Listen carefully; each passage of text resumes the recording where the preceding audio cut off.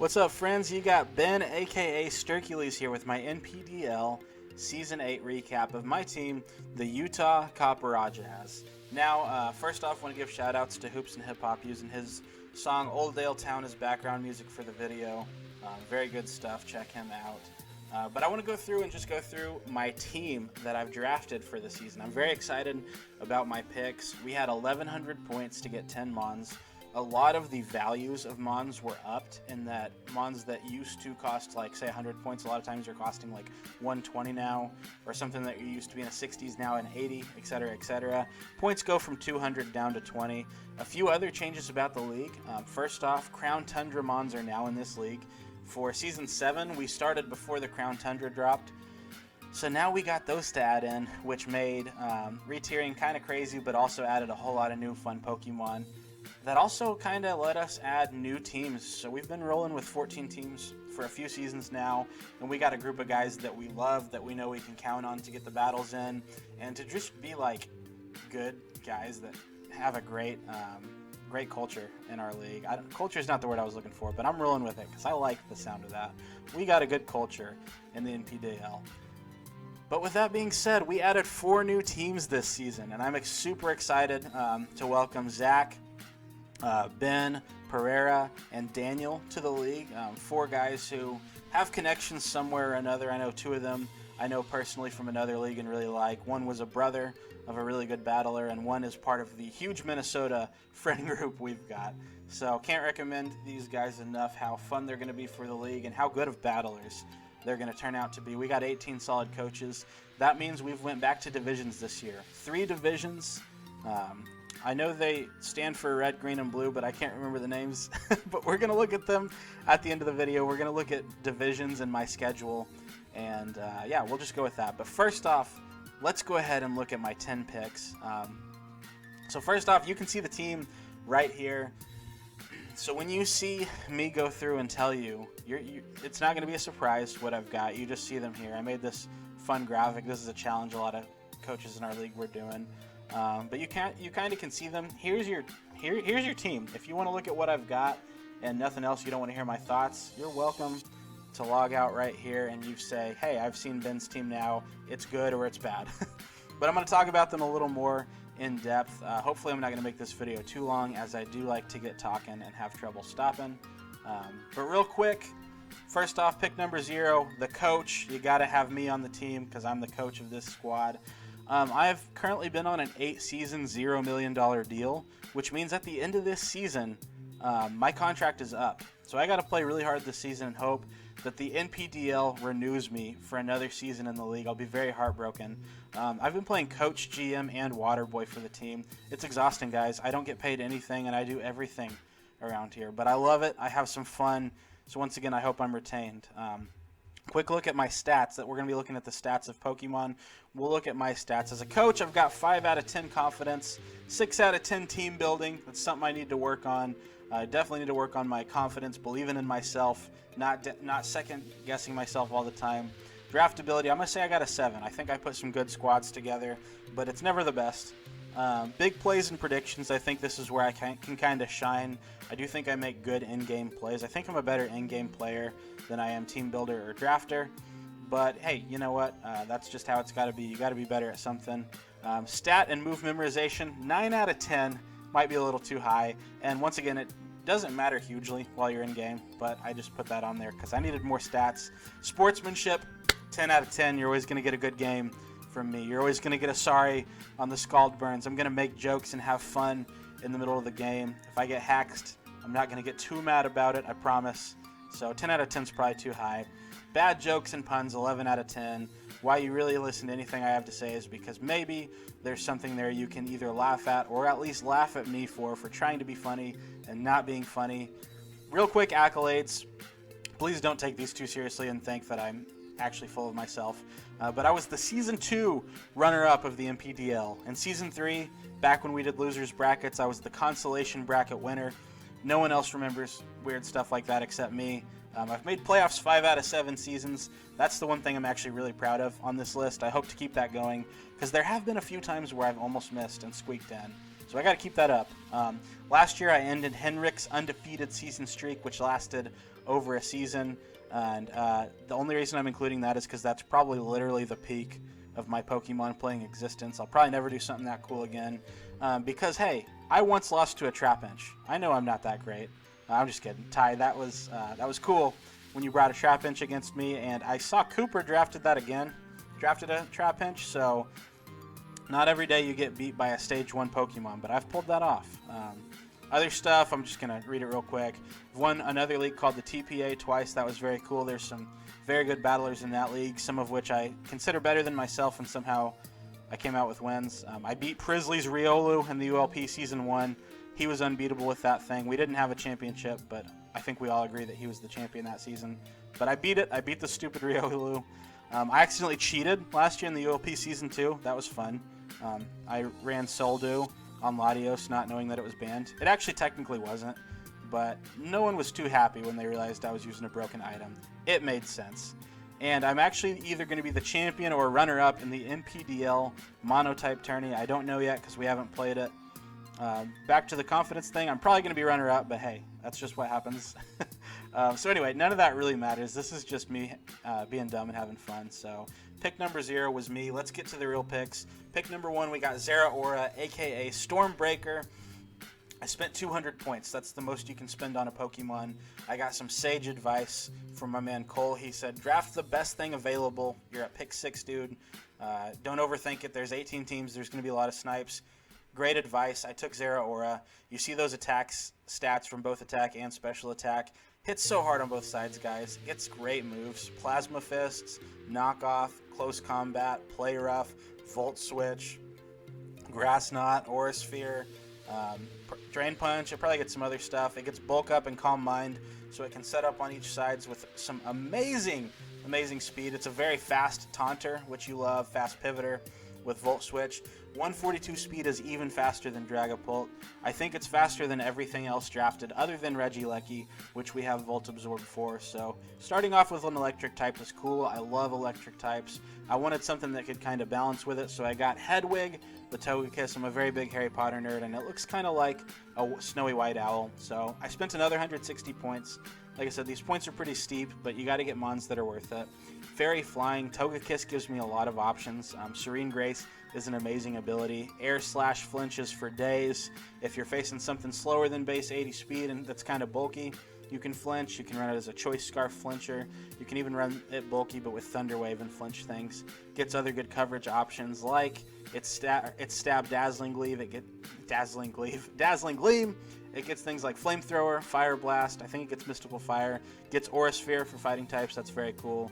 I believe it gets things like Thunderbolt and even like Energy Ball and Psychic to hit poison types. So things like that are really cool. It gets some other options like Defog. Heavy Duty Boots is a great item on it. I believe it gets both screens. If not, it gets one or the other. And a big thing about it is it gets both Roost and Wish. With that 85 HP, it's not super bulky, but its defenses really make up for it. So it can Wish Pass to other things and give them some health.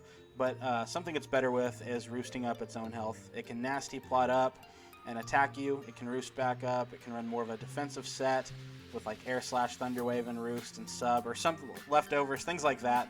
Can run a lot of different sets. It can also run Weakness Berries really well. Being weak to only Ice, well, actually has a decent amount of weaknesses. Has Ice, Rock, Steel, Poison, and Electric.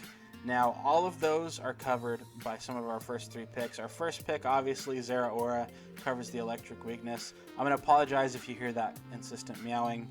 My kitty, Arya, wants attention, and I'm being the worst person in the world and ignoring her. So, our next pick, Bronzong, I really think balances out Togekiss and Zeraora.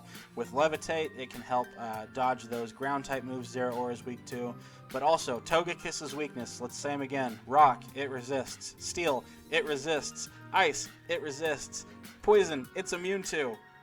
Electric, neutral. But once again, Zeraora has Volt Absorb, and I'll get another Mon. I'll want a ground type to help out with that as well, so Zeraora doesn't have so much pressure. To be defensive, Steel and Psychic, cool defensive type because Heat Proof either takes away its fire weakness or Levitate makes it immune to ground type, 2 of its weaknesses.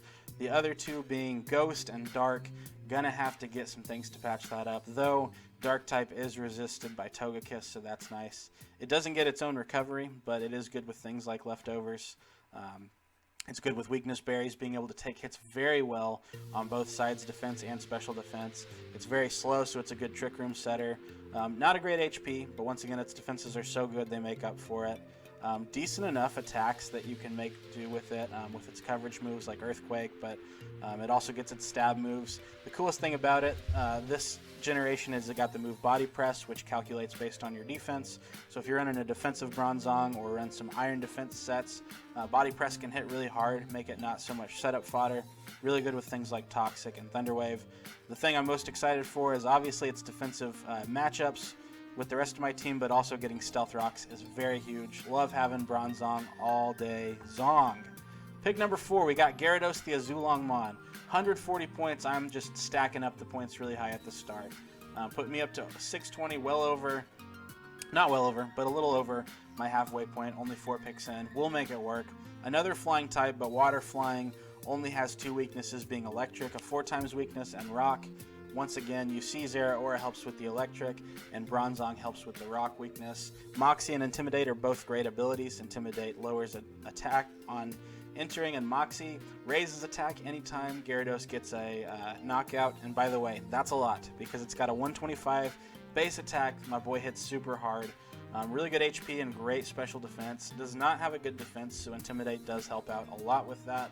And its speed is, I mean, I consider 80 to be like average-ish speed, so it's a little above average. It's not super fast, but it's a cool choice Scarfer, and since it does get Dragon Dance, that can up its speed. Gyarados is a cool Dragon Dancer because you can be a fast or a bulky Dragon Dancer. You can even run something like Sub Dragon Dance with leftovers that lets it stay alive for a really long time. It obviously gets its water stab. It gets a flying stab move and bounce, which is a 2-turn move, but you can run Power Herb to help with that.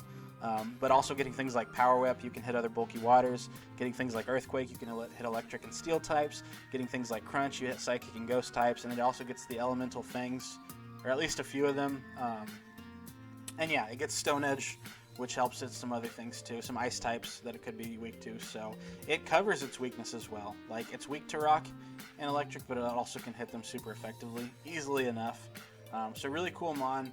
What I want this in a later pick to do is just to take some offensive pressure off of Zeraora. I want Zeraora to be able to pivot around, be support, be a late game cleaner, or to be some sort of breaker, but you have to have other good offensive mons so they can't over-focus on that. A bulky ground type is punished a little bit by a water type, so it just kind of helps out a little. Hopefully there's some good synergy there. Azulong Mon, the Digimon deity, very excited to have you on the team. This has not been used in the NPDL much, so hopefully I can make some good use out of it. We got Scrafty the Sokka coming up next. Speaking of mons that like to use Intimidate and Moxie, 2 abilities, so I've already explained how those work. I like it using Intimidate better. Fighting and Dark complement each other really nicely because they hit types that the other types struggle with. You can't switch a Ghost type in on a Fighting and Dark mon because you might evade my Drain Punch or Close Combat, but I got a Crunch or a Knockoff coming your way if you do that. Works the other way too. I do think it's a pretty decent defensive typing too, as long as you don't run into a Fairy, though it does have moves to hit Fairy types, but it is very slow. It also gets Shed Skin, 33% chance to get rid of status ailments at the end of each turn. I think at 80 points this is a really good value pick. I'm not saying this should necessarily be in a higher tier, but for an 80 point pick I'm very happy to spend that. As you can see, 2 really good defense stats help out. It's pretty lackluster HP stat, and a 90 base attack stat is good enough for me, considering that's pretty good just raw base power, but also when it can boost itself with Dragon Dance and Bulk Up, it can start hitting pretty hard. It's got some high base power moves like Close Combat, like Knockoff, like High Jump Kick. Good coverage moves. I know it gets Iron Head and Poison Jab to be able to hit those annoying Fairy types, so that's very helpful for it also. It also gets Rock moves to hit Flying types. I think it also might get like Thunder and Ice Punch too, so good mon, man. Very defensive. I love seeing it run with Assault Vest. Henrik ran a pretty nasty Assault Vest set against me a few seasons ago when he just smoked me with this and Gardevoir basically, and I could not kill it because he had Wish Passing and he had Drain Punch with Assault Vest and Intimidate. It was just nasty, man. So this is a very cool thing. Since it's bulky, it's cool with throwing off toxics on things too. Hopefully I can keep it alive good enough to do some good work. I named him Sokka because he's gonna Sokka you, but mostly because he's got, you know, kind of the mohawk thing. Sokka from Avatar, Last Airbender he had the ponytail. I don't know, there's not many cool people with mohawks, so this is who I went with. Pick number 6, Anaconda. Very excited for this mon. We named him Sneck Pillow, like Sneck the snake, but also neck pillow because it looks like it's got an airplane neck pillow. 80 points. I think this is also some really good value. This is one I think actually maybe could it have been a higher tier. I don't know. It's not amazing, but I think it's really good. Ground type with shed skin is really cool, so we can get rid of burns, poison, 33% chance at the end of each turn, or it can also run cool rest sets and possibly wake up from that. Sand Spit's kind of a cool new way to run weather. If it gets hit by a move, it spits a sandstorm out. Now I don't have anything to take advantage of that at this time. Who knows what'll happen in the season. Not a great HP. Okay. Really, really, really good defense. Really good attack. Special attack doesn't matter. Special defense not great, but hey, this could be an assault vest user, and you can invest into special defense when it's got a great raw defense that you can also bulk up with the move Coil, which is one of my favorite moves. It ups attack, defense, and accuracy. That's very cool. You run that with like Earthquake and Stone Edge. Earthquake hits very hard, and now Stone Edges don't miss because of the accuracy boost. But the coolest move it gets, besides the obvious Stealth Rocks, which is nice to take some defensive pressure and some hazard setting pressure off of Bronzong, is it gets Glare, a 100% accurate paralysis move. Hits everything except electric types. I'm pretty sure it even paralyzes other ground types. So basic Serpentine Mon that gets Glare and Coil, but I think it does it really well with the ground typing. Even a decent speed at 71 can outspeed a lot of defensive things, which I find to be cool. So it has a cool setup option. A lot of different ways you could run that, but it's also just like, this could also be a cool choice band or choice scarf user even. So I like that, even though I see it as more of a defensive mon. Coming in at pick number 7, we got Eldegoss, Aretha Franklin. Notice how Wreath is spelled like the plant thing. Thought that was cool. I'll probably just call it Aretha in battles because that's a long name. She was a great singer from way back when, and she also had a cool afro type hairstyle. So I thought that was a fun little homage to that. But 40 points I think is really good for this. I definitely get why it's such a low tier because it does not get good coverage. You're talking grass coverage, normal coverage, and pollen puff for bug coverage. That's all you're hitting, so I guess you can at least hit other grass types because of pollen puff.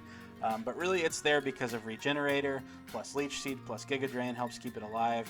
Cotton Spore lowers opponent's speed, and Effect Spore is very cool because it can paralyze, poison, or sleep an opponent. It does get Sleep Powder, 75% move. So not only does it give me some low points, but it's something that I think I could bring a few times as a defensive mon and hopefully be able to hit hard enough to not be set up fodder. We'll just have to see. See a very good defense and amazing special defense. Not a good HP, but we got to get over that. Not great speed. That's okay. It's more defensive. With regen, it's getting help switching out. But the biggest reason I think to draft this is because it's a rapid spinner. So Togekiss was my only was my only hazard removal up to this point with Defog, and now I've got a rapid spinner. So even if I only bring this 2 or 3 times all season, which I could see myself bringing it more, it could be a great check to an offensive ground or water type, but also hard to take down because of regen. But most importantly, gives me hazard removal with rapid spin. Pick number 8, we got Volcarona. Why did I say it like that? Volcarona. It's because I was about to say its other name. Woolly Mammoth. Okay. So, obviously it's not a woolly mammoth, but it's woolly because it's furry and it's got moth in its name. That's why I named it that. I almost named it MVP for Most Valuable Pest because it was the MVP of last season. Pest like a bug. Anyway, I went with woolly mammoth. I'm sticking with it. 180 points is a lot. Leaves me with only 100 points left. But it's worth it. It is so worth it. This is such a good Pokemon. Not only am I excited to have it on my team, now I don't have to face it this season. We got a guy in our league, A-Bird. He's drafted this at least twice, if not more, and he's put in a ton of work with this thing. It's so hard to just prep for it, even though a lot of times you know it's clicking some sort of Quiver Dance set. It was the MVP of the league last year. I think I already said that. Bug and Fire is an interesting typing. It does help with switching in to fairy or ice moves. It's got a decent enough special defense and HP. It can switch on some special things. Got a good ability in flame body, so it can potentially burn opponents. Even though you don't want to be taking physical hits, if something does hit you physically, you have a 30% chance to burn them. That's cool. 100 base speed, you wish it were a little faster, but with Quiver Dance, it becomes very fast. The cool thing about it running Quiver Dance is two things. One, 2 Quiver Dance sets. Do you want to run a fast Quiver Dance set or a bulky Quiver Dance set? A lot of bugs have to run a fast one because they can't take hits well enough to go bulky. This especially can, but it can also run a fast set. But the second thing is it gets such good coverage moves. Not only does it get Fire and Bug as stab with really great moves to hit things. Those two types hit so much. But it also gets grass moves like Giga Drain to get health back and to hit. Water, Rock, and ground moves. It gets things like Psychic. I think it gets Hurricane. So it just gets some really cool coverage. Along with that, you can run a sub Quiver Dance set. I think you could run the Specs or Scarf. I think you could run more of a annoying like Toxic Roost set. It does get U-turn, which I think is kind of cool. It's not going to do damage, but it lets you get off a faster, bulky pivot. But it has to run heavy duty boots a lot. That's one of the biggest drawbacks because stealth rocks do dominate it. But if I can keep rocks off the field, or if my opponent doesn't have great hazards, this thing is a monster. Getting it in round 8 felt so good. I'm so excited to use it. I think it's got a lot of exciting versatility for the team. This, along with Gyarados, I think really helped take pressure off of Zeraora. So Zeraora now has freedom to not have to always be the main offensive focus on a team. Now people have to, I think, look at my team and say, whoa, other things are kind of scary too. So really excited for that. Pick number 9, we've got Cinccino. Not 2, not 3, not 4. If you get that LeBron James joke, you remember when he joined the Heat and he guaranteed all these rings. I'm a big LeBron James fan, so I say this nickname in jest, but it's not only about that. I not only wanted to reference that, but also Skill Link helps moves like Tail Slap and Bullet Seed and Rock Blast to hit not 2, not 3, not 4, but 5 times. I think that's really sick with like a Choice Band or Life Orb. Could be a good Scarf or 2. Some good like tech options too with like Encore, U-turn, Knockoff. I don't know if it gets Fake Out, but if it does, that'd be really cool. Toxic even. So I think that's cool. It gets a lot of good moves. It does get its Tail Slap. It does get those other moves. It does get the new one, Triple Axle, which doubles in power each time for 3 hits. Skill Link does affect that. But it gets U-turn and Knockoff. I really love that. I can't remember if it gets a fighting move. It probably at least gets Brick Break or something like that. But I think this is a cool mon. But the main reason I wanted Cinccino over something like a Kangaskhan that I was considering is this does help gap my speed tiers from 100 to 142 because that was a huge gap. My second fastest mon was Volcarona next to Zeraora, and I didn't like that. So I wanted something that could at least help gap that a little bit. There's not a whole lot of mons faster than 115 speed. Things like Latios, things like Alolan Raichu, things like Gengar, those are all 110 base speed. Tornadus in its normal form is 111, so a lot of things like that are actually slower than 115. So this is a very fast mon, so that helps out a lot with that. Now it's not a bulky normal type, so as in for switching in on ghosts, Scrafty's gonna have to take a lot of that. But anyway, I think this can be really cool. Skill Link's great. Technician might be usable. I'll have to check the moves it gets. And Cute Charm probably will not be ran, but who knows. Last pick, you know it's coming. Cub Fu. Lots of Thug and Bear. Apparently in Toy Story 3, the bad guy bear's name is Lots of Huggin' Bear. I looked that up because I was like, hey, it would be a fun nickname. So I looked up like famous bears in pop culture. And he came up and I was like, hey, this is a guy who likes to fight. We'll name him Lots of Thug and Bear. We'll probably just call him, I don't know what we'll call him because that's way too long for a showdown. But Cub Fu, man, 20 points. Why get an Urshifu in 200 when you can get a Cub Fu in 20? Maybe because Urshifu's broken and Cub Fu is not good. But still, I'm excited to have him on the team. He's a cute little guy. He's mean. He wants to prove himself. If he can get more than 1 kill this season, he gets to evolve into an Urshifu for next season. That's what I'm saying. So 90 base attack is actually usable. 73 speed is not great. But I mean, hey, it gets bulk up. You could run a Choice Band or Choice Scarfed against a team that had some slow mons, I think. I think I could bring it. I do want to bring it at least once this season, and like I said, I want to get multiple kills with it. Maybe not in one game. Maybe I'll have to bring it twice. But, I mean, it gets close combat and U-turn. That's enough for me to consider bringing it. Pure fighting type with inner focus. That's all there is to say about it. he's kind of like my little team mascot, I guess. So anyway, that's my team. I'm actually really excited for it. I do have to say, I'm not sure how I feel about it yet. I said I'm excited, but like I don't know if it's good. I don't know how I feel about it. I think there's a good amount of pivoting. I think there's a good amount of setup and powerful options. I think my team's decently bulky with some good defensive options. It gets a few rockers. It gets a few hazard removal type things. It gets some screens options. So on paper, I think it's kind of good. But like, I guess it's just because 8 of these 10 mons I haven't used before. I'm just not sure how well I'll use them. And I know you look at my team and you're only prepping for 9 of them max. I get it. Kubfu's coming one game, I promise. But we'll just have to see. I have 3 big goals for this season, guys. Goal 1, I want Zera Or to be the kill leader. Goal 2, I want to make the playoffs, and I want to go 7-4. Now, when I look at my schedule, I see more like 5-6, 6-5, maybe even lower if I'm having a bad year and a few other teams are playing better than me. But goal number 3, get Kubfu multiple kills this season. So that's my goals for the season. Real quick, we're going to look over the schedule and the divisions so you can see the new coaches and the divisions. So let's go ahead and hop into that. So here you see the divisions. You got over here you got the Verdant division. That's the green one. You got Cole, the Commish, and the Las Vegas Cinder Aces.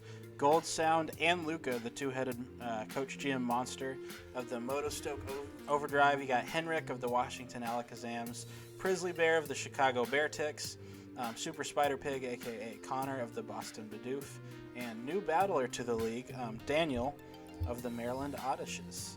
In the Radiant division, you got the Peoria Razor Shell with their nice new logo, made by Nutshack, aka Noah.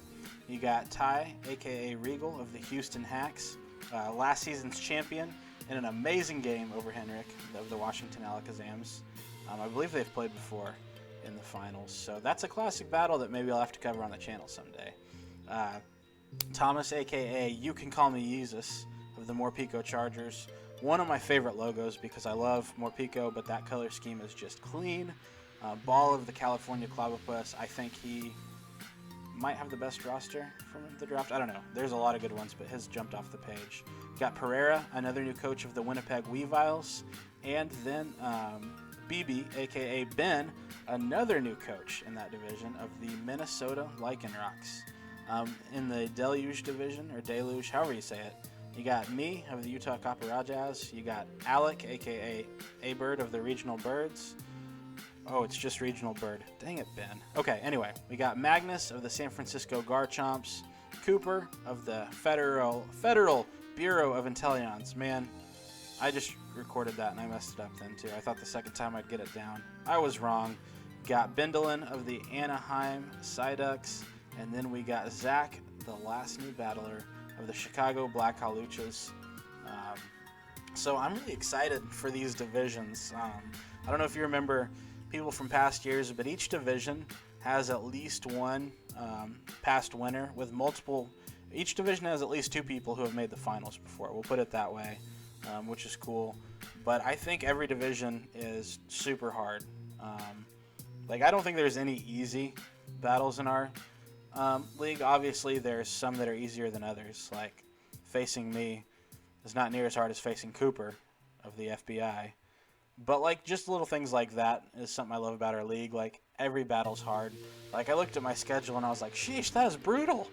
But then, like, looking at anyone's schedule, that's how it is. So, like I said, man, we just got a good group of guys and a great group of coaches.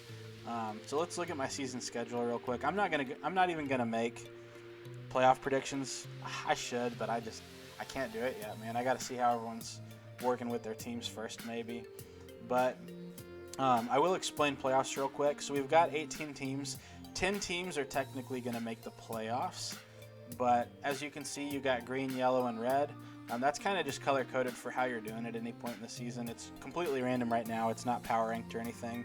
But basically, the top 2 division winners from each division make the playoffs outright. And then there's going to be the next 4 best teams in any division. That doesn't matter. It doesn't matter yeah, what division you're in to make a wild card. There will be 4 wild card spots. Those 4 wild card spots will play against each other for a play-in game to be in the 8-team playoff bracket. So that's how things are going to work. Top 2 seeds, I guess, will get to play against the winners of the play-in game. So yeah, basically that's it. 10 teams, but then basically 8 are going to make it. That's my goal. Be in those 10, win a game, make it to the 8, right? I said I wanted to be 7-4. That might not be super likely, but I'm going to do my best. If this is switching over, right, here's my season schedule. We're starting off with Alec and the regional bird. He's gotten me the past few times, man. I'm ready to bounce back and get some revenge. He is an extremely good battler, and I love seeing how people have improved over the years. I feel like I'm one who's actually dropped off a little bit. But yeah, he's always a tough battle. Really excited to be playing week 1. That just feels like a hype week 1 battle to me. Next up, I got Daniel in the Maryland Odysseys. He is new to the league. Daniel, I'm excited to get to play you for the first time, see how that'll be. Yeezus, I feel like I didn't play him last season. Played him a few seasons ago. I really like him a lot, and so I'm excited to play. I think this could be a fun rivalry a few years down the road. I think we've got, I think the last few years we've been pretty similar. On record has probably been a little better the past few years, but I don't know. I just think that could be a budding rivalry that I'd look forward to. Zach is a guy from like I said, he's one of the commissioners from the TPA, so I've played him a few times in another league, and I know just how scary he is. So his talent level is not going to take me off guard, but that doesn't mean I'm going to be any more ready. It's because he's a really good battler. He loves coming up with some heat sets, so that's going to be really fun. Noah is someone I consider kind of a pseudo rivalry with, just because I feel like he and I have played a lot over the years, and I feel like if you went and looked it up, we'd probably be about 50-50 on wins. So I think that's cool. I feel like every other time we end up beating each other, so always look forward to that battle. That feels a little like a rivalry. In fact, the next few feel like them, because Cole is obviously a rivalry. Week 6 is actually rivalry week, so like we've got our 2 Norwegian friends playing each other. We got 3 different matchups of the Minnesota friends playing each other. We got Cooper and Regal playing each other, who are cousins. We got Ball and Daniel playing each other, who are brothers. Why did I forget the word brothers? Got me and Cole playing each other. We tight. And then we got we got Zach and Ben, who are co-commissioners of another league, who are really good friends and college buddies playing each other. And then we got Noah and Connor, who they're not a rivalry yet. But here's my prediction. That game's going to be so close, it's going to start a budding rivalry. Excited to play Cooper. He's one of the best battlers there is, so I'm always love being pushed to try to keep up with him and make it a good game. He's a good guy. I've enjoyed watching him play ever since he's been in the league. We've helped each other with team building and stuff in the past, so a lot of respect for him. Always excited to play him.